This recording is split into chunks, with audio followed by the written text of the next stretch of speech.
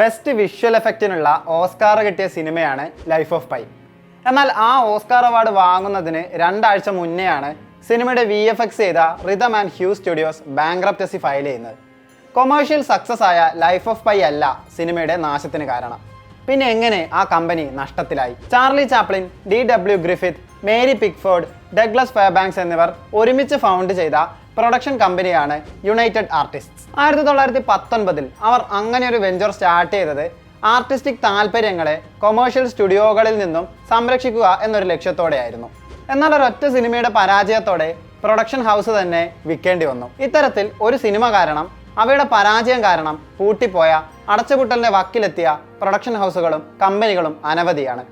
Walt Disney, Fox തുടങ്ങിയ ഭീമന്മാർ വരെ ആ ലിസ്റ്റിലുണ്ട്. അങ്ങനെ നഷ്ടത്തിലായ പ്രൊഡക്ഷൻ ഹൗസുകൾ ഏതൊക്കെയാണ്?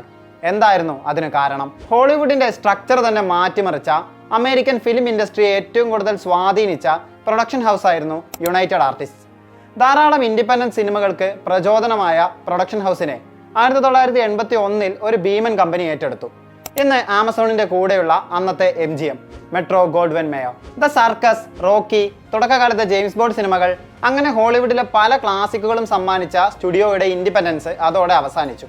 അതിന് കാരണം ഒരൊറ്റ സിനിമയുടെ പരാജയമാണ്, ഹെവൻസ് ഗേറ്റ്. 1980 മൈക്കിൾ ചിമീനോ എഴുതി സംവിധാനം ചെയ്ത ഹെവൻസ് ഗേറ്റ് പുറത്തിറങ്ങുന്നത്. ലാൻഡ് ലോഡ്സും യൂറോപ്യൻ ഇമിഗ്രൻസും തമ്മിലുള്ള തർക്കത്തിന്റെ കഥ പറയുന്ന വെസ്റ്റേൺ ചിത്രം പുറത്തിറങ്ങിയപ്പോൾ പ്രതീക്ഷിച്ച വിജയം കണ്ടില്ല. $11 മില്യൺ ബജറ്റ് പറഞ്ഞ് 44 മില്യണിൽ ഷൂട്ട് തീർത്ത സിനിമ ആകെ നേടിയത് വെറും $3.5 മില്യൺ ആണ്. പ്രൊഡക്ഷൻ ഡിലേകൾ, ഒട്ടനവധി റീടേക്കുകൾ, ബജറ്റ് കൂടിയത്, 3 മണിക്കൂറിന് മുകളിലുള്ള റൺ ടൈം, അങ്ങനെ സിനിമയെ ബാധിക്കാത്ത പ്രശ്നങ്ങൾ ബാക്കിയില്ലായിരുന്നു.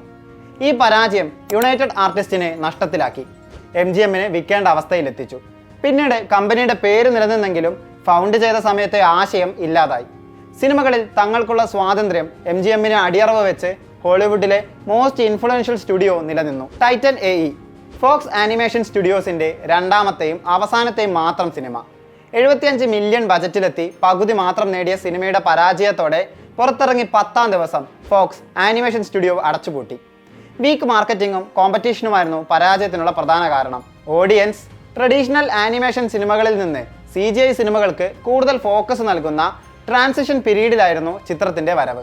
കട്ട് ത്രോട്ട് ഐലൻഡ്, ലോകത്തെ ബിഗ്ഗസ്റ്റ് ബോക്സ് ഓഫീസ് ബോംബ് എന്ന ഗിന്നസ് വേൾഡ് റെക്കോർഡ് ലഭിച്ച സിനിമയ്ക്കുണ്ടായ നഷ്ടം ഏകദേശം 80 മില്യണോളമാണ്.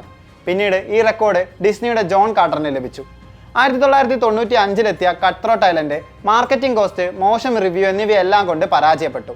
സിനിമ നിർമ്മിച്ച കരോൾകോ പിക്ചേഴ്സ് അതേ വർഷം ബാങ്ക്രപ്റ്റസി ഫയൽ ചെയ്തു. റാംബോ, ടെർമിനേറ്റർ 2 തുടങ്ങിയ സിനിമകളുടെ നിർമ്മാതാക്കളായിരുന്നു Carolco. Final fantasy, the spirits within, 2001 animated science fiction film. Columbia പിക്ചേഴ്സും സ്ക്വയർ പിക്ചേഴ്സും ചേർന്ന് നിർമ്മിച്ച സിനിമ വിതരണം ചെയ്തത് സോണിയാണ്. $137 മില്യൺ ആയിരുന്നു ബജറ്റ്. തിയേറ്ററിൽ നിന്ന് സിനിമ 85 മില്യൺ സ്വന്തമാക്കി. പരാജയത്തിന് പിന്നാലെ സ്ക്വയർ പിക്ചേഴ്സ് എനിക്സുമായി ലയിച്ചു. സ്ക്വയർ എനിക്സ് എന്ന കമ്പനി രൂപീകരിക്കപ്പെട്ടു. 2008 അനിമേറ്റഡ് ഫാന്റസി അഡ്വഞ്ചർ ചിത്രമാണ് ഡെൽഗോ. $40 മില്യൺ ബജറ്റിലെത്തി 1 മില്യൺ പോലും തിരിച്ചുപിടിക്കാനാവാത്ത സിനിമയുടെ പരാജയം വലിയ നാണക്കേടാണ് നിർമ്മാതാക്കൾക്കുണ്ടാക്കിയത്. പ്ലാൻ ചെയ്ത സെക്കൻഡ് ഫീച്ചർ ഫിലിം, ഡെൽഗോയുടെ സീക്വൽ എന്നിവയൊന്നും പിന്നീട് നടന്നില്ല. പ്രൈവറ്റ് ഇൻവെസ്റ്റ്മെന്റുള്ള സ്റ്റുഡിയോയുടെ പ്രവർത്തനം ഒറ്റ സിനിമയോടെ അവസാനിച്ചു.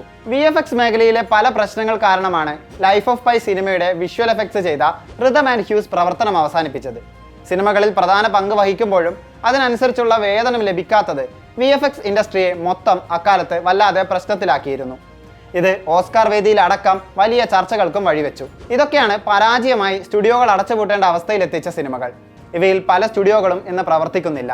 ചിലത് വമ്പൻ സ്റ്റുഡിയോകളുടെ ഭാഗമായി നിൽക്കുന്നു. സിനിമകളുടെ വിജയം ചരിത്രമാകുമ്പോൾ ആ ചരിത്രത്തിന്റെ മറ്റൊരു വശമാണ് ഈ പരാജയങ്ങളും അവയുടെ തുടർക്കഥകളും.